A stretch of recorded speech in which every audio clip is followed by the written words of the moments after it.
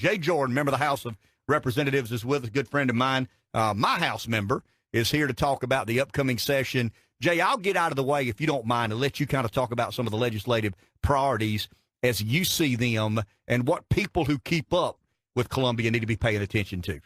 Well, thank you, Ken. Good morning. Happy 2019. I had a little bit of a flashback. I felt like it was 1983 all over again with Amarillo by Morning playing when I walked in the door. Yeah, not a bad flashback. But, no, again, thank you. We start tomorrow in Columbia, the 123rd. Thank you for 123rd. The internet on my iPhone there helped me out a little bit. But the 123rd session of the South Carolina General Assembly will gavel in tomorrow morning. We've already been sworn in early December, already gotten our committee assignments. I'll be serving on the Judiciary as well as the Ethics Committee. It's a good time for the Florence and the PD. Senator Leatherman over in the Senate, Representative Lowe, he'll be taking over a crucial Ways and Means Subcommittee chair, Speaker Lucas over in Hartsville. So it's a good time for Florence as well as the greater PD area in the General Assembly. But to answer your question, a lot of the things we have coming up, we're going to be talking about a lot of things. We're going to be talking about our education system, how we can improve our education system, how we can hopefully pay teachers more, how we can improve our tax or reform our tax structure. You know, it's my opinion that over the last few years we've fallen behind a little bit.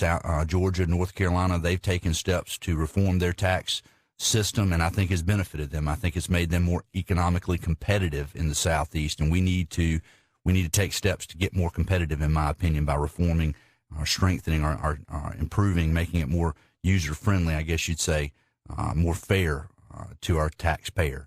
So we're going to be looking at that. We're going to be finishing up the debacle that has been the nuclear fiasco over in the center part of the state.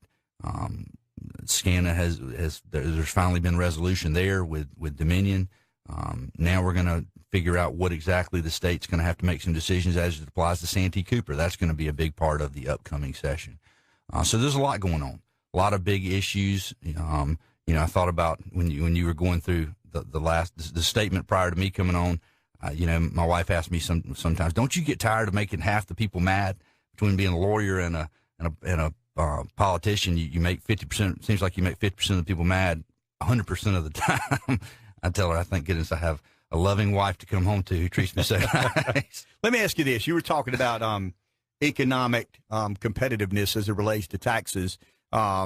Is there any way to do a tax reform bill in Columbia that doesn't undo what was done in Act 388? And we're getting inside baseball here a little bit. Act 388 was a very controversial piece of tax legislation.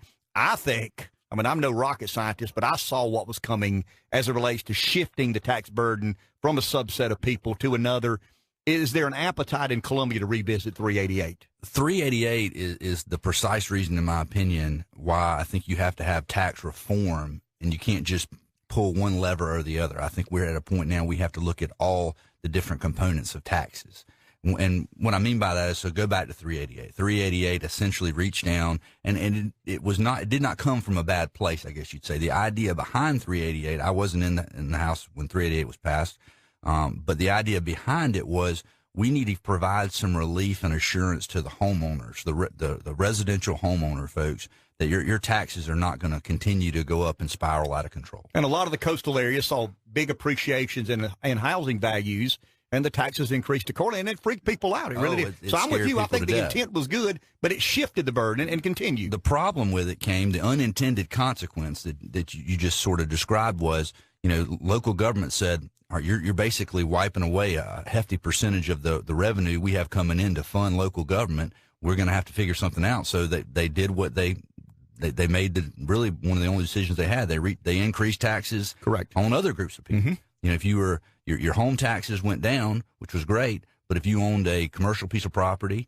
rental property or something like that, your taxes went markedly higher. You saw a tremendous difference, and you've been living with that burden, I guess you'd say, on that building or rental property for a long time now, and it's made it very difficult on the property owner who's trying to grow their business in the sense of let's add on, let's increase the value of our building. Well, that's going to have a negative impact on our tax situation. So again, that unintended negative consequence showed me and showed a lot of people, I think, that if we're going to deal with reforming our tax structure, we can't just pull one string because of the unintended consequences associated, the ripple effect that may come from it. So what does that mean? That means we have to go back to the drawing board. We have to look at exemptions. We have to look at income tax. We have to look at all those other taxes, and that is going to mean dealing with Act 388.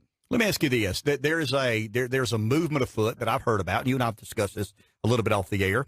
We've got 4% primary residence, 6% second home, 10% industrial and commercial property tax rates. Do you believe there's any interest at all at leveling that playing field? You're talking about the unintended consequences of 388. That's why commercial property investment property became so expensive. And it really, I put together some pro formas, and you plug in a tax number. Next thing you know, the tax number is 60% higher than it, and that's real money. Do you think there's an appetite in trying to create equity in that primary residence, second home, and commercial industrial property? I hope there's some appetite for some form of that, yes, because here's what sometimes we forget, and you and I talked about this the other day. So it sounds great and it feels great when you get that first tax notice in and your home property taxes are lower, and it affects the most amount of people because Sure. more people own a home than they do, for instance, a commercial piece of property. But what we forget sometimes is that just because that tax doesn't go to me right now, and I'm not feeling the burden of that tax right then, it's going to be passed down to me as a consumer later on. So give you the example. So the commercial property we rate, the taxes go up to 10% on that, as you just described. Well, what does the guy running that business paying that extra tax have to do? I mean, he has to raise his prices. Correct. So me as the consumer, my property tax might have gone on in my home, but the prices I pay all across town to the guy selling me a product or I'm doing business with, where it's getting my oil changed or going down the list, his prices are going to have to go up to deal with that tax burden increase. So I'm really feeling the pinch on a broader scale, I could argue, by increasing those taxes than I would be on my residential tax. Correct. So absolutely. I want to go back to on Santee Cooper. We got about 2.5 minutes here. I always felt that rural electrification was born in the State House. It would probably die in the State House. I never thought I'd see a day that Santee Cooper would be in financial distress as they are. Very self-inflicted. I think you would agree to that. Bad deal. Taxpayer has a lot of issues at hand. What would you like to see as it relates to? I mean, you don't have a magic wand. You don't have a silver bullet. You don't have, a magical potion that you can pour on Santee Cooper. But where do you think this deal's headed, and what do you think the interests of the taxpayer in South Carolina should be as it relates to priorities? All right, I put on my businessman hat for a second, because I think that's the hat you got to wear. Sure. Because in this deal, I agree with you with everything you just said. Santee Cooper's in bad shape. It's got way too much debt. Is it insolvent, Jake? I mean, is that a fair question? We don't know the answer to that. I don't think we completely know the answer to that, because it's not like my 2015 GMC. Correct. That I can tell you what the market will bear, because it's such a unique item with a big price tag. It's hard to tell you exactly what it's worth. So it's hard to tell you if it's insolvent or not. But the fact that I can't tell you means it's borderline. I'd be honest with you on that. The question really is, so from a business perspective, if we're going to divest ourselves, we're going to sell Santee Cooper, what are we going to get for it? I'm okay with not having Santee Cooper if that's the road we're going to take, but I'm not going to want to walk away empty-handed. On the one hand, you've got a tremendous amount of debt. On the other hand, you've got a lot of assets associated with Santee Cooper, a lot of great assets. Great customer base. Great customer base. So it's not something that you should just run away from, as if it was on fire. It's got problems, but we can't walk away from it empty-handed. And that may mean if the right deal isn't out there, we have to hang on to it. I think we're yet to come to a place where we can make a truly educated decision on what is the right future for Santee Cooper. That's very well explained, and that's exactly where I stand. I'd vote for this guy, Rip. I really would. I think Santee Cooper is one of the most unique examples of state government having to figure something out that I've ever seen, because I've struggled as to trying to make a determination whether it's insolvent or not. And Jay's exactly right. It's such a complicated animal and such a difficult entity to completely understand. And I think it's irresponsible if the legislature just throws the towel in and says, hey, we'll get rid of it. I mean, if we get 10 cents on the dollar, that's better than nothing. I think that's irresponsible, and I think that's what you're echoing. Exactly, and that's not fair to the people of South Carolina who have, this asset has been held by the state of South Carolina well before I came along, before you came along, or anybody else is still around today. So we've got to make the educated decision for the people of South Carolina. If you don't mind, real quick, you got about about a minute here. We're waiting on a call from Fox News. As it relates to bipartisanship, we hear about all the, I don't know, just the difficulties in Washington, the fact that the Republicans and Democrats can't get close to one another, much less make a deal work. We got to shut down to the federal government. From your perspective, Republicans and Democrats working together in Columbia. You know, that was one of the biggest surprises I had almost 4 years ago when I showed up at the State House. I expected more of a picture of what we see on the news and out of Washington, more of that bipartisan fighting, I guess you'd say, that lack of bipartisan agreement.